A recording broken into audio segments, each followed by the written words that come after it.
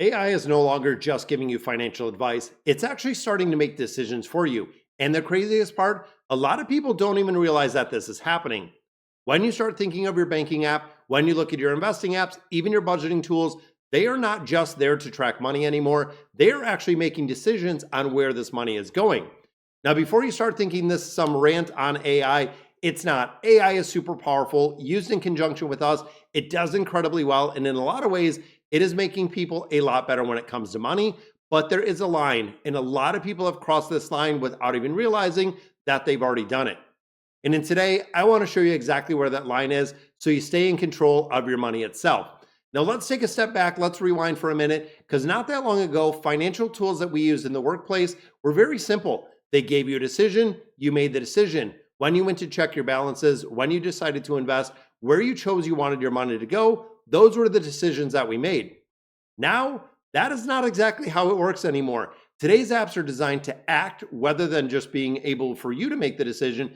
They're predicting where you're spending and how you're spending. Some of these apps are automatically moving money, rebalancing investment in real time. So even then, you're not making the decisions. And really, before you had a chance to think, AI has already went and made the decision for you. And here's the part that matters. It doesn't feel like they're taking control. It seems like the AI systems that we use are just completely helping in that manner. And that's exactly where the shift to AI is so dangerous, because it doesn't really feel like you're giving up anything when it comes to AI, because this is the shift that no one is really talking about. We're moving and really moving out of decision making to really decision outsourcing. Think about that for a minute.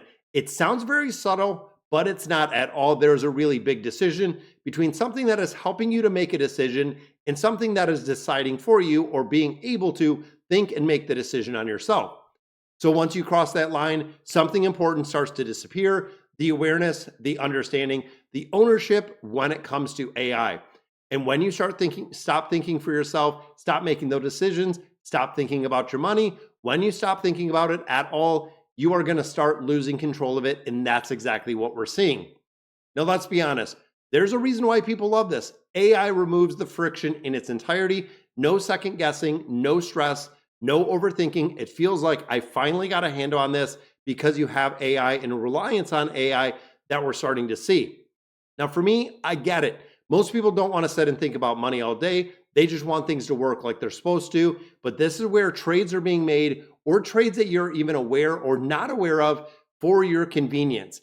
And that is where it feels very small in the moment, but it is going to compound over time, because this is exactly where AI is struggling with, is the context of what is happening in real life. It doesn't seem to truly understand the long-term vision of an individual, where the personal fears are, the behaviors under pressure. It's working on patterns, it's working on data, probabilities, but your financial life might not be so simple. It's not just math. Humans are still very, very behavior based. So let me ask you something.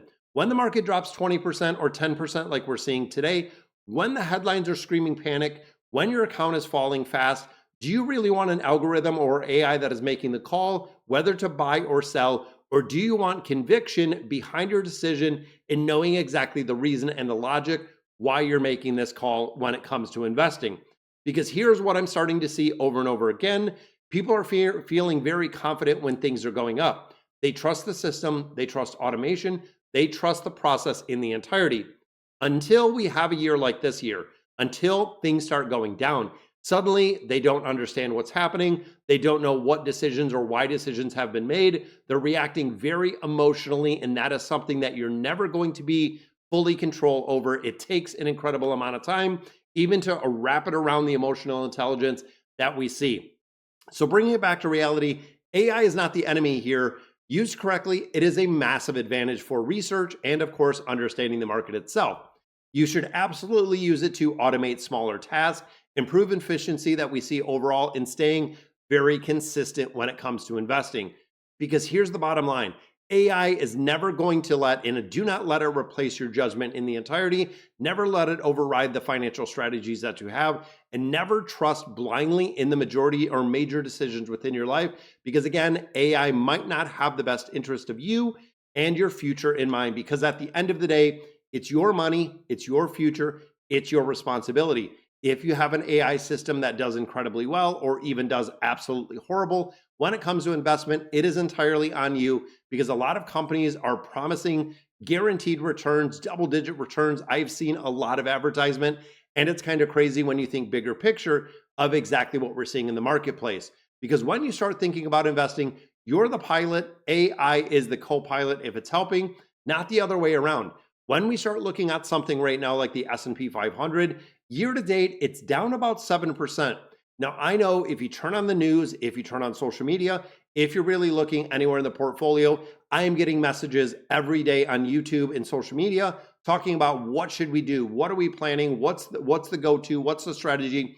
A lot of people are simply abandoning the investment strategies that they've had for years just because the last 3 years were double-digit growth. This year, a little bit of a pullback, which is normal. I have to say it again, guys.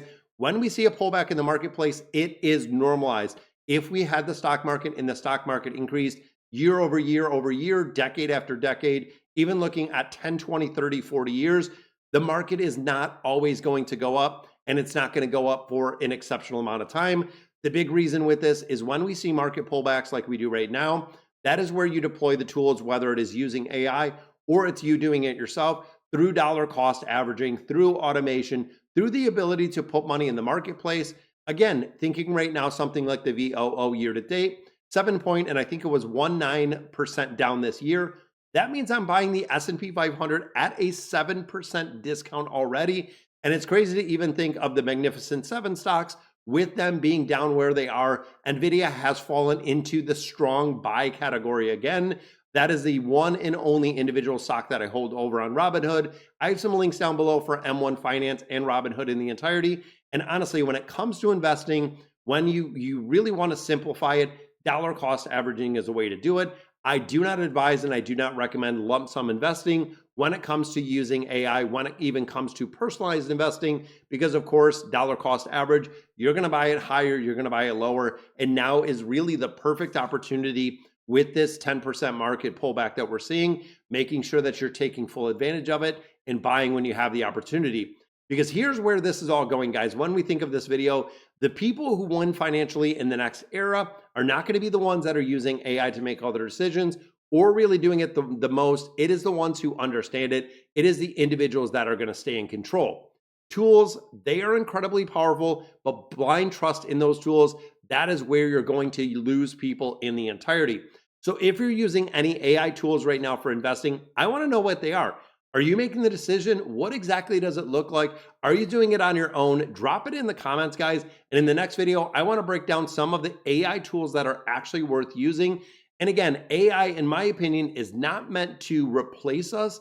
It is meant to really give us the ability and give us a lot more efficiency and also give us a lot more knowledge when it comes to the investment space. So you actually have the ability to make your own decisions. So of course, which ones you should go in there and do, which one you should avoid, and make sure, guys, that you give the video a like, subscribe to the channel if you haven't yet. We have a lot more financial education and literacy, investing simplified coming out in the future. So guys, that's going to do it for today's video. Let me know in the comments what you guys think. And as always, thank you guys for watching.